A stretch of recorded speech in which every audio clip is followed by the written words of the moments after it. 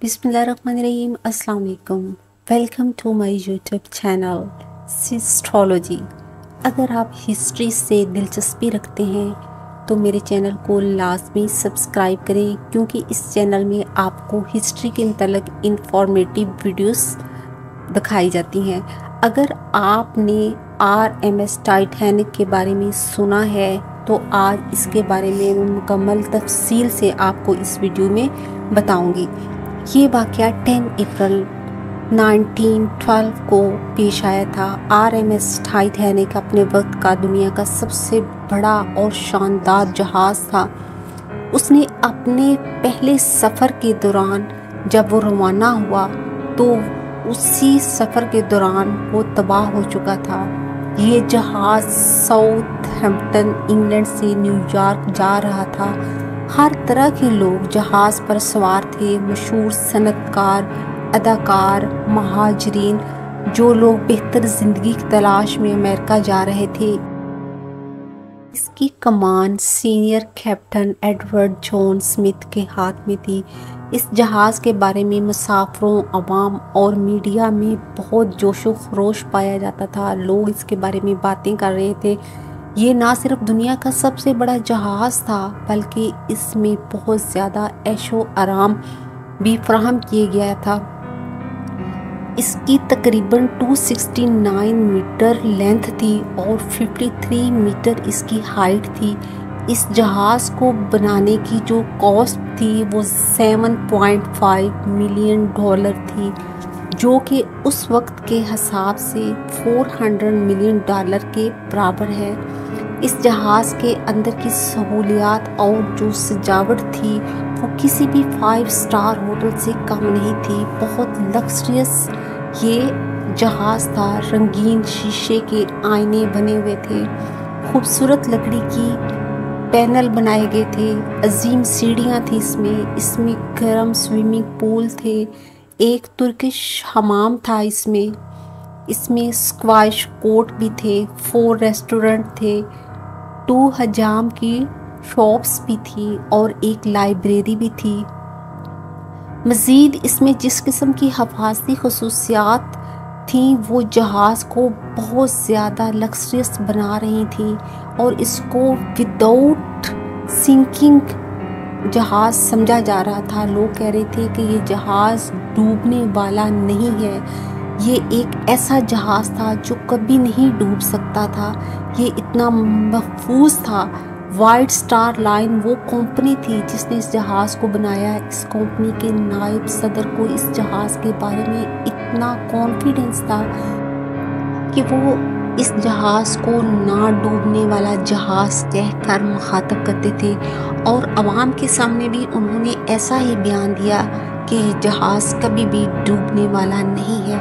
लेकिन अपनी पहली मुसाफत पर रवाना होने के 2 दिन बाद 12 अप्रैल 1912 को टाइटैनिक को अपनी पहली बर्फ की वार्निंग मौसूल होने लगी थी। बहरे ओकियानूस जिसको टाइटैनिक अबूर कर रहा था ताकि अमेरिका तक पहुंच सके, बर्फ से भरा हुआ था। वहां बर्फ के पहाड़ थे जिनको आइसबर्ग कहते हैं। इस जहाज़ के लिए बहुत बड़ा ख़तरा साबित हुए। ये वार्निंग कोई गैर मामूली बात नहीं थी। समंदरों में चलने वाले जहाज़ अक्सर रेडियो के ज़रिए बातचीत करते हैं और अपने आसपास के जहाज़ों को खबरदार करते हैं कि उनके रास्ते में बर्फ़ है और उन्हें मुहतात रहना चाहिए। इन वार्निंग्स के बाद टाइटैनिक ने ख़तरा से बचने के लिए 2 बार अपना रास्ता तब्दील भी किया, लेकिन उसने अपनी रफ्तार को कम नहीं किया। ये अपनी मंजिल की तरफ 21.5 नॉट की रफ्तार से चलता रहा, जो कि 40 किलोमीटर फी घंटा के इक्वल होती है। 2 दिन बाद यानी 14 अप्रैल 1912 को मज़ीद 7 बर्फ की वार्निंग्स आईं, लेकिन कैप्टन स्मिथ और उसके अमले ने इन वार्निंग्स को निगलेक्ट कर दिया। उन्होंने टाइटैनिक की रफ्तार कम नहीं की, बल्कि वो इसी रफ्तार से चलता गया। सूरज गरूब हुआ और दर्जा हरारत आहिस्ता आहिस्ता गिर गया। 14 अप्रैल की रात की ख़ास बात ये थी कि चाँद बिल्कुल भी नज़र नहीं आ रहा था। जब जहाज़ पर एक छोटा सा प्लेटफॉर्म होता है जिसे क्रू का घोंसला कहा जाता है, इसके ऊपर एक शख्स को बिठाया जाता था ताकि वो जहाज़ के रास्ते की निगरानी करे, ताकि ट्रैफिक या आने वाली रुकावटों को देखा जा सके। यहाँ बैठने वाले को बहुत कम दर्जा हरारत का सामना करना पड़ता है। तेज़ रफ्तार हवाएं चल रही थी, मज़ीद बरआं रात का वक्त था। सर्द हवाओं की वजह से आंखों से आंसू लोगों के निकल रहे थे, जिसकी वजह से देखने में बहुत दुश्वारी हो रही थी। रात को 11:39 पर एक शख्स जिसका नाम फ्रेडरिक फ्लैट था, क्रू के घोंसले के ऊपर बैठा हुआ था। अचानक उसने अपने सामने एक बड़ा आइसबर्ग देखा।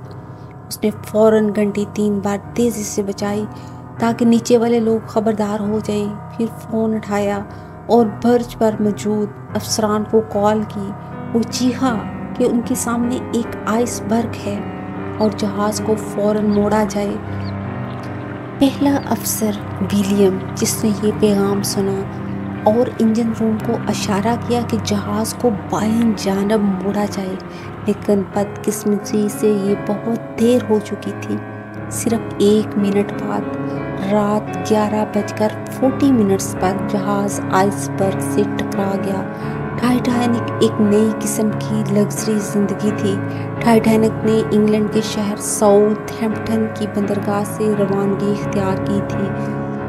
मुसाफिरों में से कई दौलतमंद और बाअसर लोग शामिल थे। मौसीकी बज रही थी, हर तरफ खुशियाँ मनाई जा रही थीं।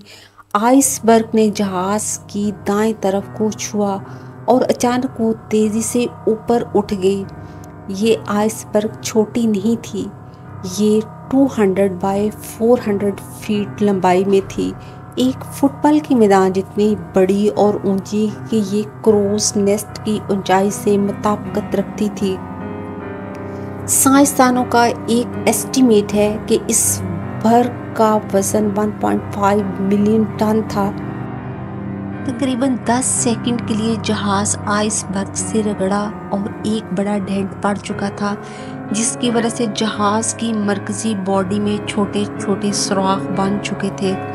टकराने के चंद सेकंड बाद जहाज़ के कैप्टन स्मिथ और आर्किटेक्ट थॉमस एंड्रयूस मौका पर पहुंचे ताकि देख सके कि जहाज़ को कितना लॉस हो चुका है। जब उन्होंने देखा तो उन्हें एहसास हो गया कि जहाज़ डूब जाएगा। वो ये देखकर बिल्कुल हैरान थे। उन्होंने तो कभी सोचा भी ना था कि जहाज़ डूब जाएगा। आहिस्ता आहिस्ता पानी जहाज़ के अंदर जाना शुरू हो चुका था और देखते ही देखते 6 कमरे पानी से भर चुके थे। अब इसका मतलब था कि जहाज़ को डूबने से नहीं बचाया जा सकता। नाकाबिले गर्क जहाज़ डूब जाएगा। टकराने के 20 मिनट बाद रात 12 बजे कैप्टन स्मिथ ने अपने अमले को रेडियो पर एक डिस्ट्रेस कॉल भेजने का ऑर्डर दिया। शायद करीबी जहाज़ उसे दरियाफ्त करके बचाने के लिए आ जाए। सीनियर रेडियो जैक फिल्प्स हमारी कहानी का एक बहुत बड़ा हीरो है।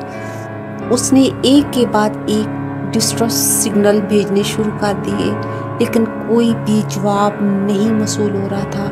उसने दोबारा से और फिर तीसरी दफ़ा हर डिस्ट्रेस कॉल को मुसलसल भेजना शुरू कर दिया। 20 मिनट बाद रात 12:20 पर एक जहाज़ RMS कारपैथिया करीब ही मौजूद था। उसने सिग्नल वसूल किए। उसने टाइटैनिक के ऑपरेटर से रेडियो पर बात की और अपने जहाज़ को टाइटैनिक की तरफ बढ़ने का ऑर्डर भी दिया ताकि उन्हें बचाया जा सके। मसला ये था कि करीब होने के बावजूद जहाज़ टाइटैनिक से 107 किलोमीटर दूर था। टाइटैनिक जहाज़ 3.5 घंटे तक रुका रहा। बाकी अमले के अरकान ने आसमान पर फीलर्स और रॉकेट चलाने शुरू कर दिए, इस उम्मीद पर कि करीब मौजूद शायद कोई जहाज़ उन्हें देख ले, लेकिन बदकिस्मती से किसी भी जहाज़ ने उनको नहीं देखा। सिर्फ कारपैथिया जहाज़ ने ही उनको देखा, लेकिन उसने भी फौरी तौर पर कोई एक्शन नहीं लिया। اسی دوران کیپٹن اسمتھ نے مسافروں کو کشتیوں کے ذریعے نکلنے کا حکم دیا۔ پروٹوکول کے مطابق خواتین اور بچوں کو کشتیوں میں پہلے سوار ہونے کا موقع دیا گیا۔ جہاز پر موجود مسافر زیادہ خوفزدہ نہیں تھے۔ پتہ نہیں، شاید ان کو یقین تھا کہ ٹائٹینک ایک ناقابل غرق ہونے والا جہاز ہے۔ وہ سوچ رہے تھے کہ ہمیں پریشان نہیں ہونا چاہیے، ہم ریسکیو کر لیے جائیں گے، لیکن وہ ریسکیو نہ ہو سکے کیونکہ کمپنی کے اشتہارات میں بار بار یہ دعویٰ کیا گیا تھا کہ یہ جہاز نہیں ڈوبے گا۔ شاید وہ آئس برگ سے ٹکرا گئے تھے، لیکن جہاز نہیں ڈوبے گا۔ اس لیے پہلی کشتی جو نیچے اتاری گئی، اس میں 65 لوگوں کی گنجائش تھی، لیکن صرف 28 لوگ سوار تھے۔ آدھی کشتی خالی رہ گئی۔ جب اسے نیچے اتارا گیا، وقت گزرنے کے ساتھ ساتھ ایک ایک کر کے کمپارٹمنٹس میں پانی بھرنا شروع ہو گیا۔ جہاز جھکنے لگا۔ آہستہ آہستہ مسافروں کو یہ احساس ہوا کہ جہاز واقعی ڈوب سکتا ہے۔ جب یہ احساس ہوا تو جہاز پر افراتفری مچ چکی تھی اور لوگ خوف میں ادھر ادھر دوڑنے لگے۔ رات 1 بجے تک سامنے آنے والے کمپارٹمنٹس میں اتنا پانی بھر چکا تھا کہ جہاز کا زیادہ تر حصہ نیچے ڈوب چکا تھا۔ لوگ کشتیوں میں جگہ کے لیے ایک دوسرے سے لڑنے لگے۔ مسئلہ یہ تھا کہ جہاز پر کشتیوں کی کمی تھی۔ صرف 20 لائف بوٹس تھیں، جن میں تقریباً 1200 لوگوں کی گنجائش تھی۔ اس کے علاوہ ٹائٹینک کے کیپٹن نے حفاظتی مشقیں بھی نہیں کروائیں تھیں۔ اس دن جب ٹائٹینک آئس برگ سے ٹکرایا، حفاظتی مشق ہونی تھی، لیکن کیپٹن نے اسے منسوخ کر دیا کیونکہ وہ سمجھتے تھے کہ یہ غیر ضروری ہے، کیونکہ جہاز غرق نہیں ہوگا۔ یہ ان کا ایک بہت بڑا دل فریب نظریہ تھا۔ اگلی غلطی رابرٹ بچنس نے کی تھی، جو اس وقت اسٹیئرنگ وہیل پر تھا۔ اس رات جب آئس برگ کی وارننگ سنی گئی تو ڈیک پر موجود افسر نے ہدایت دی کہ جہاز کو بائیں طرف موڑو، لیکن رابرٹ بچنس نے گھبراہٹ میں پیغام غلط سمجھا اور جہاز کو دائیں طرف موڑ دیا، جو کہ آئس برگ کی مخالف سمت تھی۔ جب تک انہیں اپنی غلطی کا احساس ہوا، بہت دیر ہو چکی تھی۔ برطانوی انکوائری نے بھی یہ ثابت کر دیا کہ ٹائٹینک کو بہت سے آئس برگ وارننگ دی گئی اور احتیاط سے چلنے کی انسٹرکشنز بھی دی گئی، لیکن اس کے باوجود جہاز پوری رفتار سے چل رہا تھا۔ ایسا کیوں کیا گیا؟ کپتان اپنی رفتار کم کیوں نہیں کر رہا تھا؟ اس کے پیچھے بھی کئی نظریات ہیں۔ ایک مقبول نظریہ یہ ہے کہ وائٹ اسٹار لائن کمپنی جس نے ٹائٹینک بنایا تھا، ان کے مطابق ان کا جو ڈائریکٹر جوزف بروس تھا، اس نے کیپٹن اسمتھ پر دباؤ ڈالا تھا کہ جہاز کی رفتار برقرار رکھی جائے۔ کمپنی پر بہت زیادہ دباؤ تھا کہ جہاز کو اپنا پہلا سفر 6 دن میں لازمی مکمل کرنا تھا تاکہ ایک ریکارڈ قائم کیا جا سکے، تاکہ وہ دنیا کو دکھا سکیں کہ ٹائٹینک نہ صرف سب سے بڑا اور مہنگا جہاز ہے بلکہ سب سے فاسٹسٹ بحری جہاز بھی ہے۔ 14 اپریل کی ایک مخصوص دوپہر کو ایک واقعہ ہوا جب کیپٹن اسمتھ نے آئس وارننگ دیکھی اور جوزف کو دکھائی کہ رفتار کم کرنی چاہیے کیونکہ آئس وارننگ ہے، لیکن جوزف نے کاغذ اپنی جیب میں ڈال لیا تاکہ لوگوں اور عملے کو پتہ نہ چلے۔ وہ نہیں چاہتے تھے کہ جہاز کی رفتار کم کی جائے۔ اس ایک حادثے نے پوری دنیا میں اس صنعت کو ہمیشہ کے لیے بدل دیا۔ اس طرح کی آفات سے بچنے کے لیے بہت سے نئے قوانین اور ضوابط بھی بنائے گئے۔ 1914 میں ایک بین الاقوامی آئس پیٹرول قائم کیا گیا تاکہ آنے والے جہازوں کو ان کے راستے میں آنے والے آئس برگ کے بارے میں اطلاع کی جا سکے۔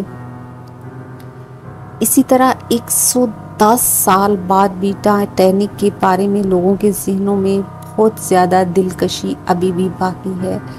2012 میں ایک آسٹریلوی ارب پتی کلائیو पाल्मर्स ने मंसूबा बनाया कि वो टाइटैनिक 2 बनाएंगे, एक बिल्कुल असल टाइटैनिक का कॉपी मॉडल बनाएंगे।